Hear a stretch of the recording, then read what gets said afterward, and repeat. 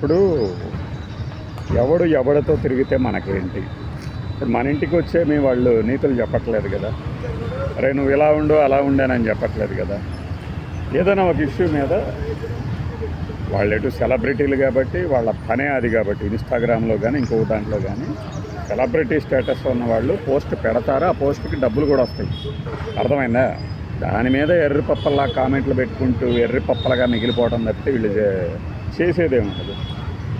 రష్మి గౌతమ్ అనే ఒక రష్మి కావచ్చు రేష్మి కావచ్చు, నా పేరు కరెక్ట్ పేరేంటి అనేది కూడా తెలియదు ఎంతవరకు. ఆ రష్మి గౌతమ్ అనే ఆవిడ ఏదో ఒక పోస్ట్ పెట్టిందే అనుకోండి, దానికి ఒకడెవడో రెచ్చిపోయాడట. ఏమని?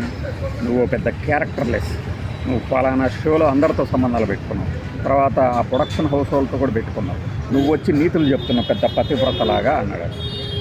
పతివ్రత అనే పదం అసలు ఎక్కడ వాడతారా సన్నాసుడా? పతివ్రత అంటే పతివ్రతం చేయటం. ఎవరికి? మొగుడికి. ఆయన పెళ్ళయిందా?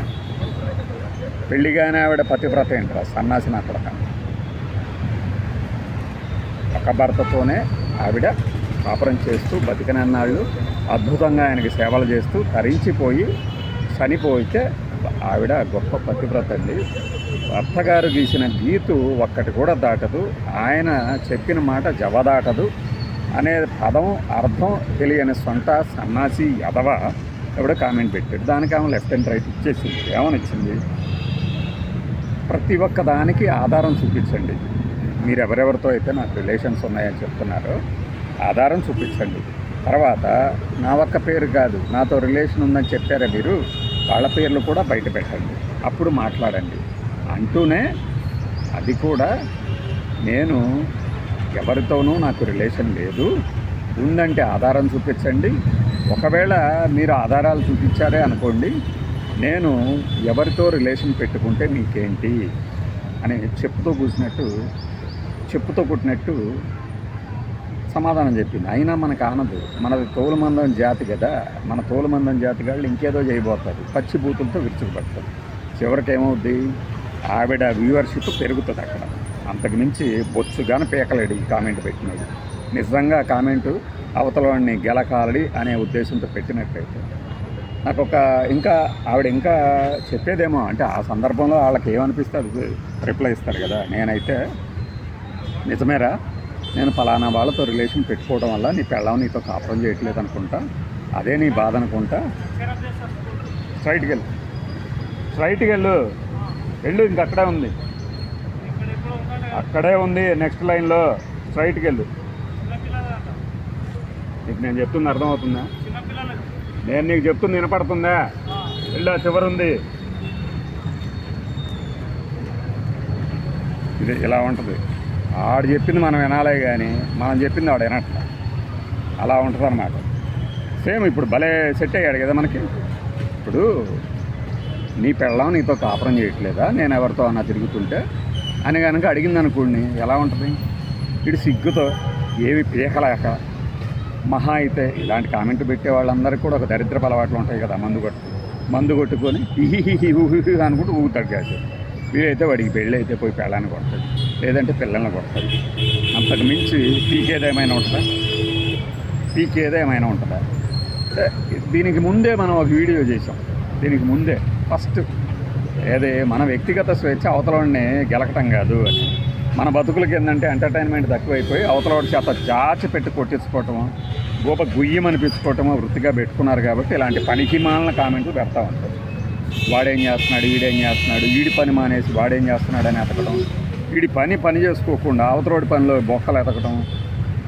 ఫలానా వాడితో తిరిగిందట, వీడు ఫలానా దానితో తిరిగాడట, నీకెందుకురా అంటే నువ్వు తిరగలేకపోతున్నావు అనే దీన్ని దుగ్ధ అంటారనమాట.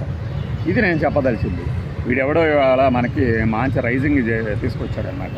లేకపోతే గొట్టంగాడు చూశారు కదా ఎలా అరుస్తున్నాను, అయినా వాడికి వినపడట్లా. కమ్యూనికేషన్ అనమాట. వీడు నేను అడుగుతా, నువ్వు చెప్పు, నువ్వు చెప్పేది మాత్రం నేను వినను. మా ఆఫీస్లో బోలెడు మంది ఉన్నారు, ఇలా బోలెడు మంది. అంటే మినిమము తోలు మందంగాళ్ళు ఎక్కువైపోయారు కదా చుట్టుపక్కల మనకి. ఆవిడ తిట్టిన దానికి ఇంకా మొన్న ఎవరు రేణు దేశాయ్ గారు ఒక కామెంట్ పెట్టారు కదా. ఇక నేను ఊరుకొని ఇలాంటి పిచ్చి కామెంట్లు పెడితే మీ ఇళ్ళకే వచ్చి మీ అమ్మా నాన్నని నీ పెళ్ళాం బిడ్డలను అడుగుతా అని. అవి కూడా ఒకటి రెండు కెమెరాలు పెట్టుకునే పోవాలి. ఇది చూసారా, వీడికి కాసేపు ఆగటం ఇదైపోయింది అనమాట. కారణం తోలు మందం ఎదవాలి కదా, తోలు మందం ఎదవాలి, మామూలు తోలు మందం లేదు. ఇలా సొసైటీలో ఉన్నప్పుడు ఏంటంటే అండరెస్ట్ పెరిగిపోతుంది. మనం సమాధానం అడిగి ఒక్క సెకండ్ కూడా ఆగలేరన్నమాట, ఒక్క సెకండ్ కూడా ఆగలేదు. కానీ మనం మాత్రం వాడి కోసం జీవితాంతం ఎదురు చూడాలి అన్నట్టు ఉంటుంది. ఈ షాపుల్లో కనుక మీరు వెళ్ళి నిలబడండి, మనం కస్టమర్లాగా ఫీల్ అవ్వరు.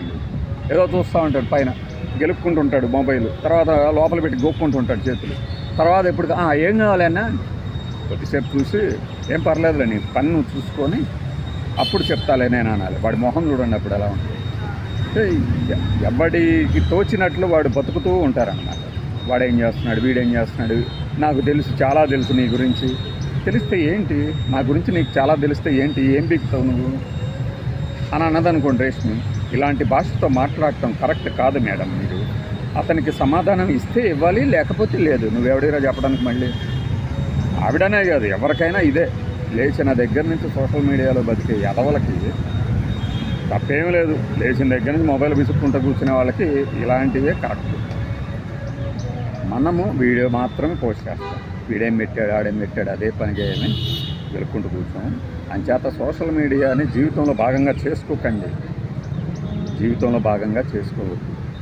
ఎంటర్టైన్మెంట్ మీకు అది వినోదమా విజ్ఞానమా అనేది మీరు తెలుసుకోండి.